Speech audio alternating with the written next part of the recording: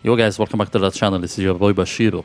So in this video, I want to answer a question that I see a lot in my comment section and in my chat. Should I go ahead and buy an arcade stick for Guilty Gear 5, or should I just stick with using a controller? So I will tell you from now, just play with whatever you are comfortable with. However, in this video, what I want to cover actually is what are the reasons that you might want to consider sticking with your controller, and what are the reasons that you might let you consider buying an arcade stick.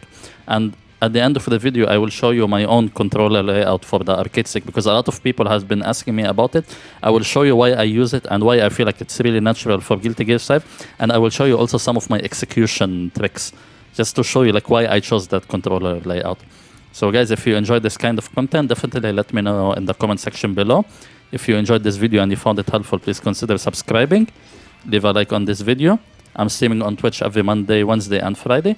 Let's begin with this video. So let's first start talking about the controller. So why would you consider sticking with the controller? Number one, which is for me like the biggest reason why you should stick with the controller, is that it's free. It comes with your console, and you don't really need to invest money to get the controller. So if you are just getting into fighting games and you're not sure if you want to take fighting games more seriously or it's a long-term commitment for you, I suggest you stick with the controller, because arcade sticks are not cheap.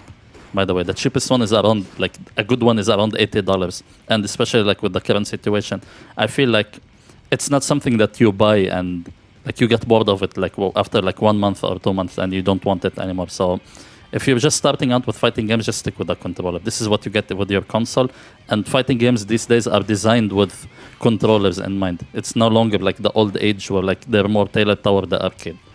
The second thing actually is the controller is much lighter and easier to handle, because the weight is really light, and on the other hand, it's easy to grip. So it feels natural when you're using it actually. And if you've been playing other games, like using a controller will feel natural because you already have a handle on how to control it already. You just need to learn how to do it, like in a sense, in a fighting game. All right. The third thing actually is that playing with a controller will allow you to use all of your fingers. What do I mean by that? It means that you move with your thumb, and as you can see, all your fingers are situated in a place that you can actually use them to access buttons. And the best advantage of this actually is you can assign macros to your controller. So, for example, if I am Kai, instead of doing an RC, which is like, for example, punch, kick, slash, I can just assign a button to it. So if I want to dash, I don't really need to rely on the analog or on the D-pad. I can just assign a dash macro. For example, in my case, I put L1. So this is really good when it comes to controllers, is you have like it's more lighter weight actually, and it's more usable than an arcade stick if you're a beginner. The other thing is that actually is controllers are virtually compatible with your console, you know. So if you're going like to a tournament or you're trying to play like in a local or something, your controller is already compatible with the console that you're playing. With the PS5, we're starting to run into the issue that if an arcade stick has like a brook like converter, like something like this, or like it has a broke PCB inside, it wouldn't work. So you have to buy something like that's officially recognized by Sony. So you have to stick with something like a Mad Catz TE or like a Quamba Obsidian, and these things are really pricey, you know, and this really limits like what are your options. This is considering, of course, you're on PS5 and you're not really on PS4, but you know that your controller, that anywhere you take it, it's gonna work. Like if you take it to your friend's house, if you take it to a local, if you take it to a tournament, you know that you can rely on this, you know. You know that this is what's officially recognized by the console. You know what kind of charging cable you can use for it. I cannot overestimate this, by the way. When I first started playing fighting games, I came from an Xbox 360. So when I tried to play in Saudi Arabia here, all of them, they use PlayStation. So I had to get over that hurdle of compatibility, by the way, just to get my arcade stick to function on a PlayStation console. So that's something to keep in mind. The other thing is that actually is that the D-pad, it will allow you for various movement options depending on what you are comfortable with. So for example, you can either move with the D-pad, and this is good actually if you're trying to do like a defensive move, for example, or you can use the analog stick, which will allow you to have more freedom. And some players actually, what they do actually is they rely on both. The last point actually is fighting games these days, they are designed with controllers in mind. So what do I mean by that? The execution now for fighting games, especially for Guilty Gear 5, is much easier than other games. So you don't really need to chain a lot or to do a lot of combinations just to execute like a special move or to execute like a combo. So even macros now are introduced in games, so you don't really need to press like combinations just to do like a Roman cancel, or if you want to do a psych burst. As you can see, everything is assigned to one button. Even now, like the directional commands or the charges commands, like they are really forgiving in this game. So if you want to do a fight like a fireball, you can swing it all the way half. Like, this is not a good execution habits, but fighting games these days, they understand that you're playing on a controller. So you don't really need to buy an arcade stick just to be able to enjoy a fighting game properly. Now, on the flip side, let's talk about an arcade stick. So why would you consider choosing an arcade stick over your existing controller? Number one, you have much more control over your movement options. What do I mean by that is that usually arcade sticks, the lever itself or the stick itself, it comes like with a gate pre-installed from the back. So what does that mean? Most fighting game, like most arcade sticks these days, they have something they call a square shape. So when I move down and I go like do down back, actually the arcade stick locks, as you can see. And if I want to go back up, it's the same, it locks.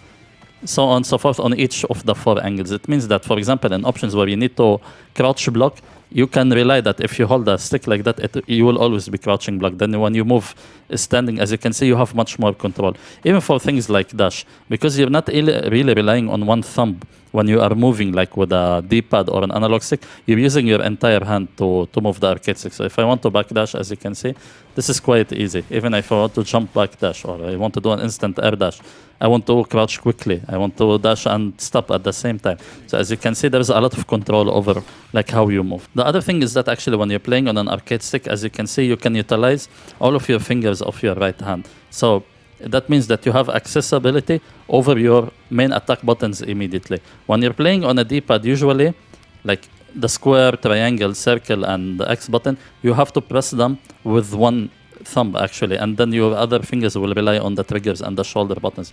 However, when it comes to arcade sticks, you can actually use all of your fingers. So for example, if I want to do a kick into a 2 dust, as you can see, it's quite easy. If I want to go into a slash, into a heavy slash, I can just use like this finger for the slash and this finger for the heavy slash. So it's something like that at the same time. So here's the benefit when it comes to arcade sticks. So you have generally more control, but still, fighting games are designed with controls in mind. So this is a matter of preference, really. The nice thing also about arcade stick is you have the options for a lot of customizability.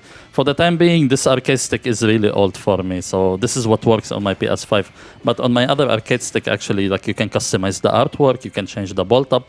Like for example, here I changed all my buttons. If I want, I can just add like a custom artwork. Guys, don't underestimate customizability. We all like to express ourselves in the things that we have, and an arcade stick, it's like your canvas, so you can add any artwork you like to it. So don't underestimate this, by the way. It's really nice to have like your arcade stick like with your own art on it, and like showing off your own personality, you know. And I feel like a lot of people gravitate toward this, so it's not something to be underestimated. The last thing, which is for me, like my personal opinion, actually, I feel like arcade stick are more comfortable and natural when used in fighting games. Because I feel like even though new fighting games are designed with controllers in mind, this is the basis in fighting games. This is not something like an elitism or something. It just feels like the way that the attack buttons are mapped, like the way that fighting games have been designed, they've always been designed like with arcade sticks, arcade cabinets in mind. So whenever I play a new fighting games, I feel like I'm immediately at home when I use an arcade stick. Again, this is my own personal opinion, to be honest. It's not something that's like an objectively speaking. This is totally subjective. So usually when I try to play with a controller, I feel like I'm struggling to adjust with the game. But when I get like a fighting game and I play it on arcade stick, I feel like I already know the movement options. I already know where all the buttons should naturally like be in case like I want to play a game like Guilty Gear, you know. So this is just something to consider. Okay, now a lot of people has been asking me for this, so let me show you my controller layout for Guilty Gear Strive. And this, I will tell you also why I'm choosing this and how this helps me really in execution in this game. So, for me, this is punch, the square, kick is the triangle, slash is R1, heavy slash is X, circle is dust, L1 is dash macro, L2 is my Roman cancel. So let me explain why I use this. First thing first, I'm coming from BlazBlue. So BlazBlue is an ABCD button. So when I came to Guilty Gear, for me it felt more natural for Square to be the lightest, triangle to be like the medium button, and the slash and the heavy slash to be like the heavy button. So whenever I'm playing, especially with a character like Ramlethal, a lot of her like pressure relies like on slash, heavy slash. So I feel like it's really natural for me like to do like this into this. It's really easy for me to like just to execute. So for me, like this layout feels really natural for Ramlethal. The other thing is that like some of the commands in this game are much easier to execute for me again in this kind of layout. So if I want to do faultless defense, it's 2 buttons except like a combination with dust.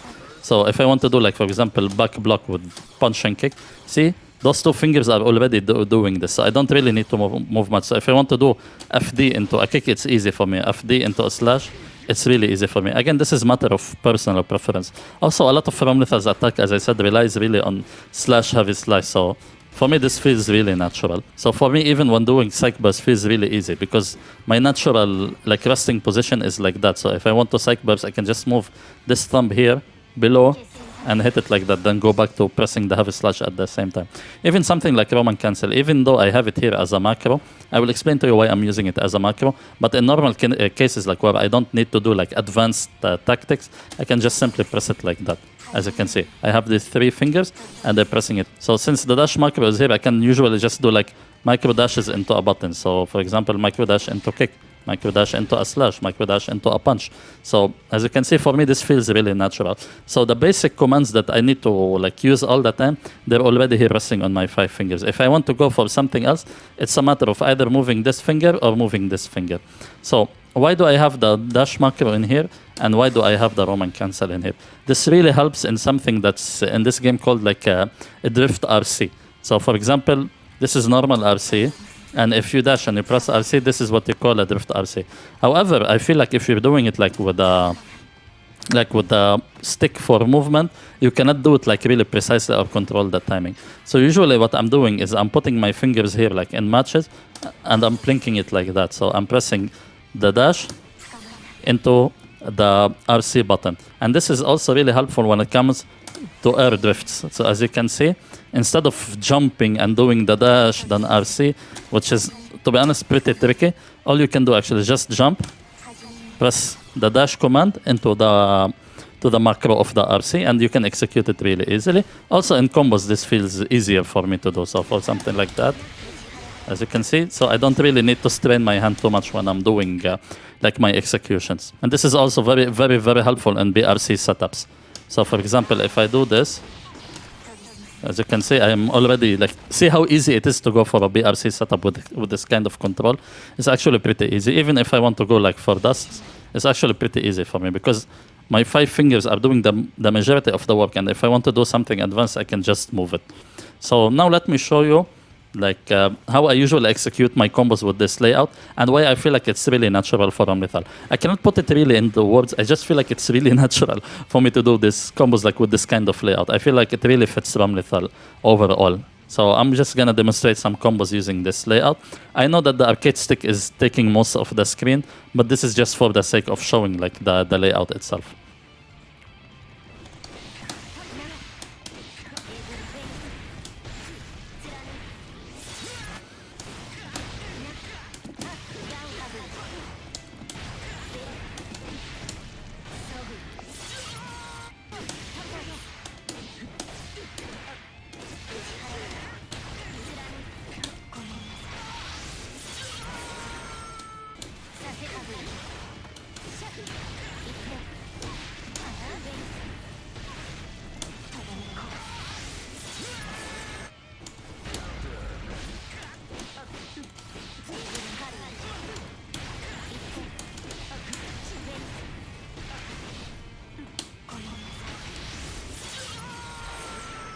Alright guys, that's it. Thank you so much for watching this video. Let me know if you like to see more videos in this kind of format. And if you have any questions or you suggest any video topics, just let me know in the comment section. Again, it's a matter of personal preference. Choose whatever you are more comfortable with. But for me, this is my take on it because I have been playing fighting games for the past 15 years. And I've went from using a controller to using an arcade stick. And eventually I'm planning to move for a hitbox just to experience how it feels like. So maybe I will make a follow-up video about it. Okay guys, again, thank you so much for watching. Don't forget to leave a like on the video below. Consider subscribing if you haven't already. Ask me any questions in the comment section, and I'll see you in the next video. Lala, this is your boy Bachiru. Peace.